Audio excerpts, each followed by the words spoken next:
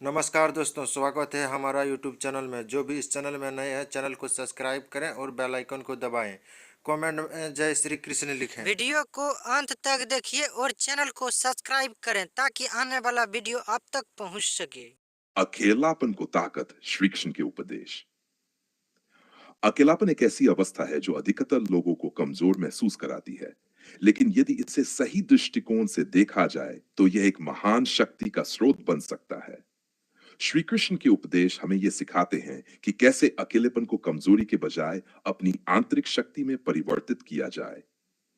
श्रीमद् भगवद गीता और अन्य ग्रंथों में दिए गए उनके उपदेश इस दिशा में मार्गदर्शक सिद्ध होते हैं।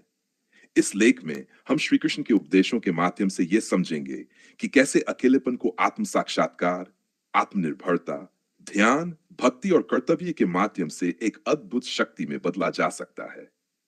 मन, अकेलेपन को आत्म साक्षात्कार का अवसर बनाना। का आत्मा को जानने का अवसर।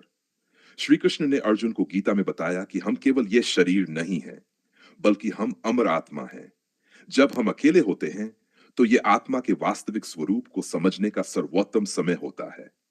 श्लोक भगवद गीता रूप देहिनो अस्मिन् यथा देहे कौमारं यौवनं जरा तथा देहांतर प्राप्तिर धीरस्तत्र न मुह्यति। इसका अर्थ है कि आत्मा अमर है और यह शरीर के परिवर्तन से प्रभावित नहीं होती। जब हम अकेले होते हैं तो हमें यह सोचना चाहिए कि हम वास्तव में कौन हैं और जीवन का वास्तविक उद्देश्य क्या है। आत्मनिरीक्षण और आत्मविश्लेषण। श्री कृष्ण हमें आत्मनिरीक्षण की शिक्षा देते हैं। जब व्यक्ति अकेला होता है तो वह अपनी गलतियों, अच्छाइयों और बुराइयों को पहचान सकता है। श्री कृष्ण के अनुसार आत्मनिरीक्षण से आत्मशुद्धि होती है। ड अकेलेपन को आत्मनिर्भरता में बदलना। क स्वावलंबन का महत्व। श्री कृष्ण ने अर्जुन को बताया कि हमें अपने कर्मों पर ध्यान देना चाहिए और किसी पर निर्भर नहीं रहना चाहिए। तस्मादसक्तो सततं कार्यं कर्म समाचर असक्तो ह्याचरण कर्म परमाप्नोति पुरुष। इसका अर्थ है कि मनुष्य को अपने कार्यों को बिना किसी आसक्ति के करना चाहिए। अकेलापन हमें यह अवसर देता है कि हम अपने कार्यों को स्वयं करें और आत्मनिर्भर बने। अपने हित के निर्णय स्वयं लेना। श्री कृष्ण ने अर्जुन को यह भी सिखाया कि जीवन के निर्णय स्वयं लेने चाहिए। अकेले रहने से व्यक्ति को अपने जीवन के फैसले स्वतंत्र रूप से लेने का अवसर मिलता है। अकेलेपन को ध्यान और योग के माध्यम से शक्ति में बदलना। ध्यान और आत्मसंयम। श्री कृष्ण ने ध्यान और योग की शक्ति को बताया। जब हम अकेले होते हैं तो यह ध्यान और योग करने का सबसे अच्छा समय होता है।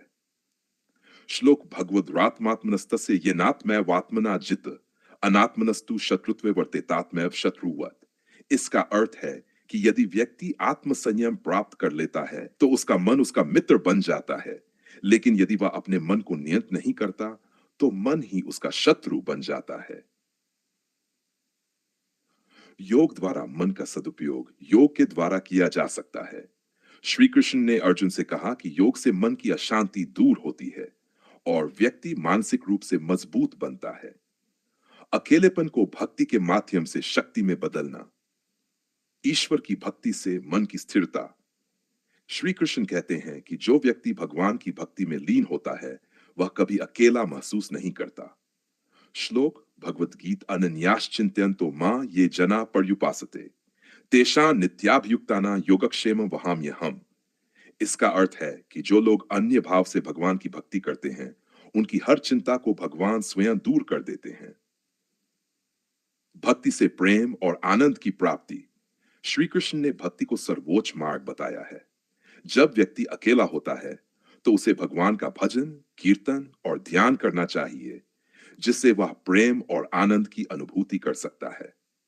अकेलेपन को कर्तव्य और कर्मयोग में बदलना। निष्काम कर्मयोग। श्री कृष्ण ने गीता में कर्मयोग की महिमा का वर्णन किया है। अकेलापन एक ऐसा अवसर है जिसमें व्यक्ति पूरी निष्ठा से अपने कार्यों पर ध्यान केंद्रित कर सकता है। श्लोक भगवद्गीताधिकारस्ते मां फलेषु कदाचन मां कर्मफल हेतुर्भूर्मा ते संगो अस्त्व कर्मणि। इसका अर्थ है कि व्यक्ति को केवल अपने कर्म पर ध्यान देना चाहिए, फल की चिंता नहीं करनी चाहिए। अकेले रहकर अपने लक्ष्य पर ध्यान देना। जब व्यक्ति अकेला होता है तो वह अपने लक्ष्य को पाने के लिए अधिक केंद्रित हो सकता है। अकेलेपन से निर्भयता की प्राप्ति। ख ख भय और मोह से मुक्ति। श्री कृष्ण ने गीता में बताया कि जो व्यक्ति भगवान पर विश्वास करता है वह निर्भय हो जाता है। श्लोकमो सर्वधर्मान परित्यज्य मामेकं शरण व्रज अहं त्वां सर्व पापेभ्यो मोक्षयिष्यामि मा शुच। इसका अर्थ है कि जो व्यक्ति भगवान की शरण में जाता है उसे किसी भी चीज से डरने की जरूरत नहीं होती। अकेले रहकर निर्भय बनना। श्री कृष्ण कहते हैं कि व्यक्ति को अकेले रहकर अपने डर पर विजय पानी चाहिए और स्वयं को मानसिक रूप से मजबूत बनाना चाहिए। श्री कृष्ण के उपदेशों के अनुसार अकेलेपन को शक्ति में बदलने का सार। आत्म साक्षात्कार करें।